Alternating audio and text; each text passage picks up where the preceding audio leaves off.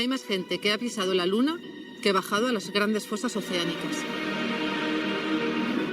A día de hoy podemos decir que todos los océanos están contaminados. Da igual si es una reserva biosfera, si es un parque nacional, siempre encontramos microplásticos. España es el país de la Unión Europea con mayor biodiversidad marina. El agua de los océanos lo que hace es unir países, no dividirlos. Yo creo que el océano nos puede inspirar para lograr una sociedad más justa y mejor.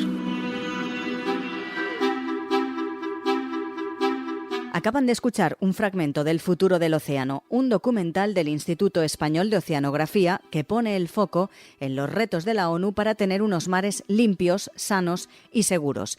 Este corto incide en los problemas a los que se enfrenta el océano y en cómo la ciencia trabaja para garantizar su sostenibilidad. Hoy, en Plaza al Día, los océanos, un salvavidas para el cambio climático.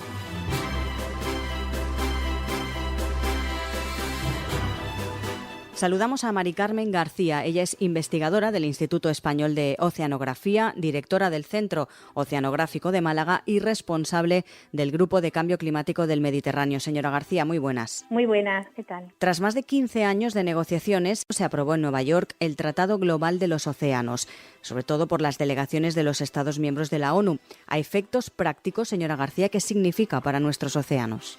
Bueno, pues a efectos prácticos significa que por fin volvemos los ojos a nuestros mares y tratamos de ponernos de acuerdo para protegerlos. Fíjense que han tardado 15 años, como bien ha dicho, en ponerse de acuerdo, porque significa que el planeta, es decir, casi todos los países del planeta que forman parte de la ONU se han puesto de acuerdo para proteger al menos un 30% de nuestros mares.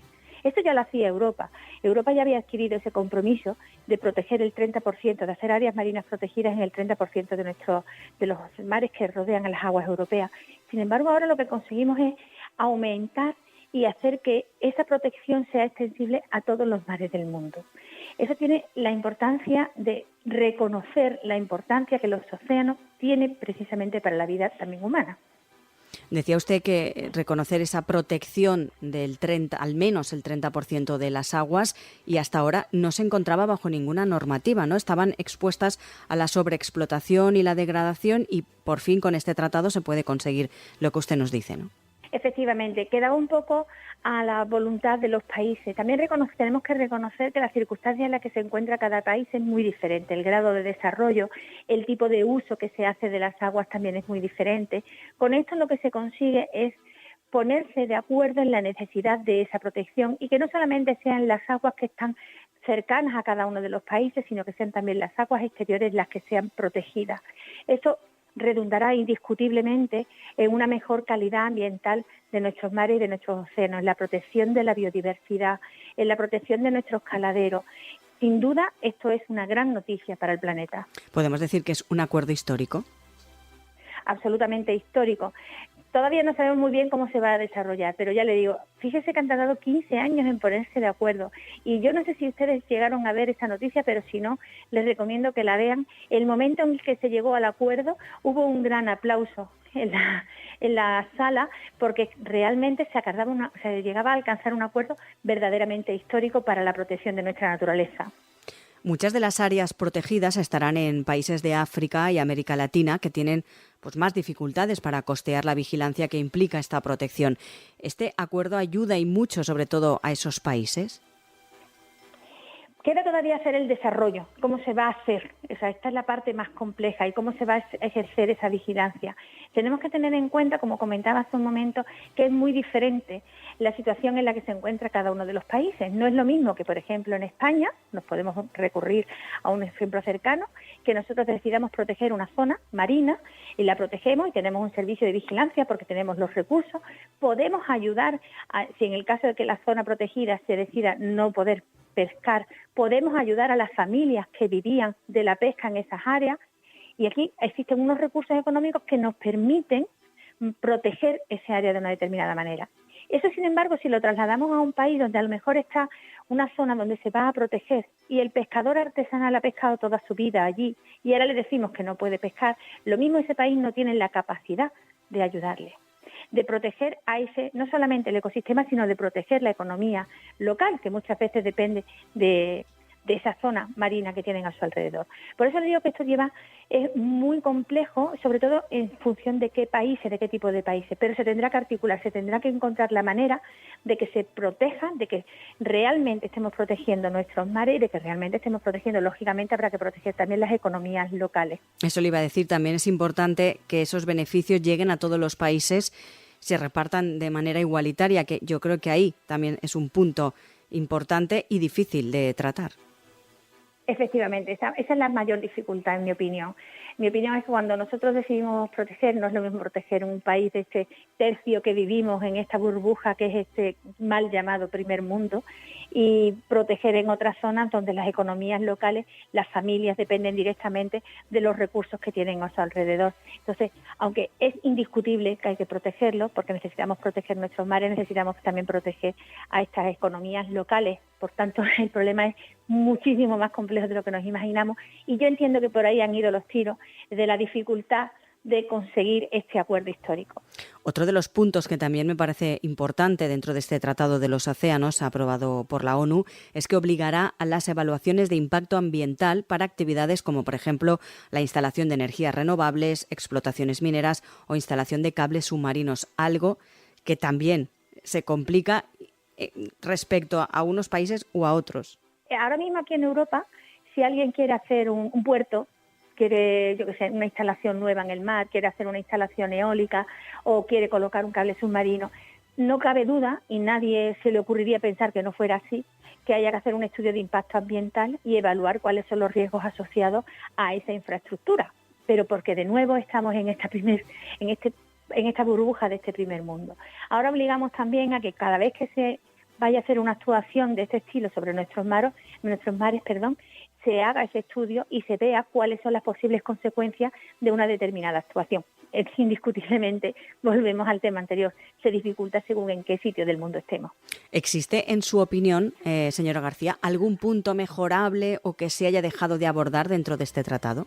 Bueno, siempre podemos ser incluso más ambiciosos, pero también hay que reconocer de nuevo la dificultad.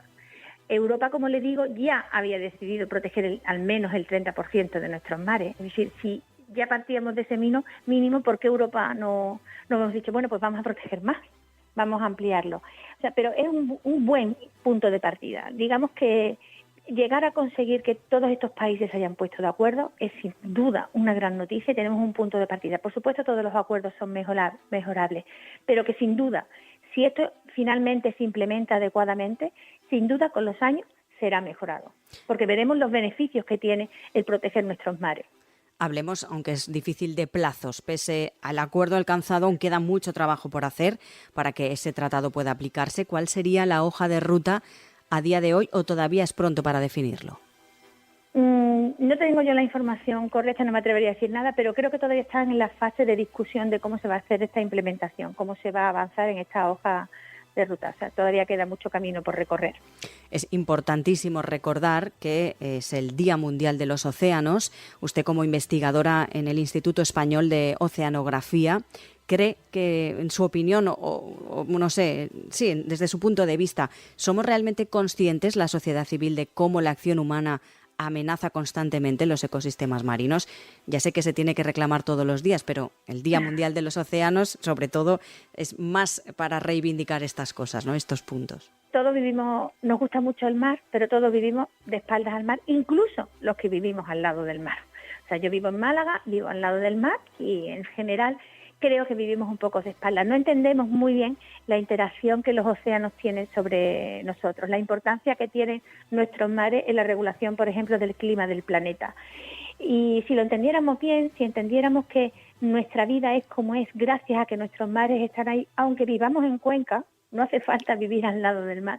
Si entendiéramos bien la importancia que nuestros mares tienen sobre nosotros, sobre nuestra vida, seguramente los miraríamos de una forma diferente. A mí siempre me gusta decir que nosotros protegemos, es muy fácil entender que queramos proteger nuestro parque, nuestro río, nuestra montaña, porque somos seres atmosféricos, vivimos en el aire. Si fuéramos seres marinos, protegeríamos el mar, está claro, porque es nuestro ecosistema. Pero ese es el error. El error es que nosotros debemos entender que el océano forma parte de nuestro ecosistema. El océano es también mi casa, independientemente de que yo pueda vivir a 1.000 o 2.000 kilómetros de distancia del mar. Pero mi vida es como es gracias a que nuestros mares están en nuestro planeta. Y si nosotros entendemos eso, y si la sociedad entiende eso, será muy natural protegerlo, porque igual que yo quiero tener mi casa limpia, pues quiero tener mi barrio limpio, mi ciudad limpia, querré que mi océano esté limpio. Igual que yo quiero que mi familia esté sana, pues querré que mis océanos estén sanas, porque mi casa también es mi mar. Y ese mar que puede que ni siquiera haya visto nunca, pero sin embargo influyen muchísimo sobre mi vida. Este es el mensaje que a mí me gusta transmitir, que si todos fuéramos conscientes de que nuestro ecosistema es un ecosistema único que es planeta Tierra, pues ahí nosotros entenderíamos perfectamente la necesidad de proteger nuestros mares.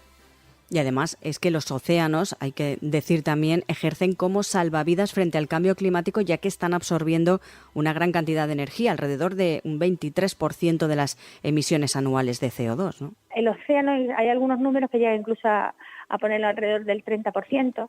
Si ese exceso de CO2 y ese exceso de calor que nosotros estamos mandando a la atmósfera desde el inicio de la revolución industrial por la actividad humana no hubiera sido absorbido por nuestros mares, la vida en el planeta sería ya imposible. Con eso lo digo todo. Los océanos regulan nuestro clima del planeta y están haciendo un efecto amortiguador de los efectos de la crisis climática que estamos viviendo. Aunque se está avanzando mucho en este sentido, señora García, imaginamos que todavía queda un largo camino de concienciación sobre la salud de nuestros mares y de nuestros océanos, o cada vez pues somos más conscientes de ello. Queda mucho por hacer, queda muchísimo por hacer, pero bueno, no nos cansaremos de repetir el mensaje, de extender la voz y de alzarla para defender nuestros océanos y nuestros mares, y queda mucho. Todavía no somos conscientes realmente de nuestra dependencia sobre nuestros mares, entonces, pero bueno, poco a poco lo conseguiremos. Y desde el Instituto Español de Oceanografía, ¿cuál es la labor que realizan día a día?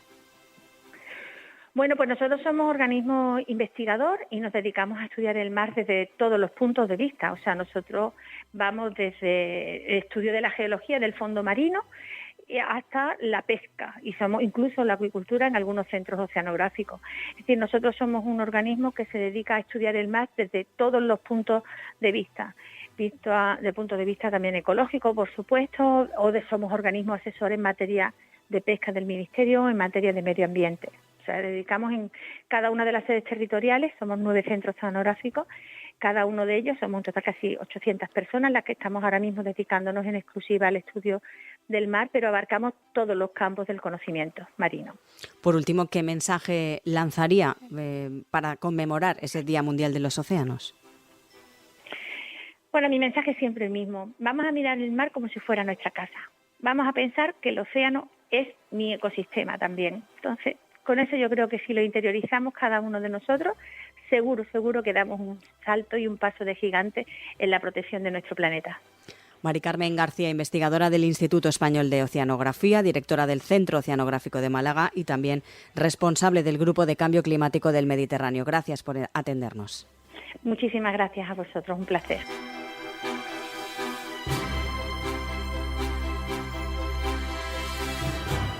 En el Día Mundial de los Océanos es importante recordar que los océanos nos alimentan, regulan nuestro clima y producen la mayoría del oxígeno que respiramos.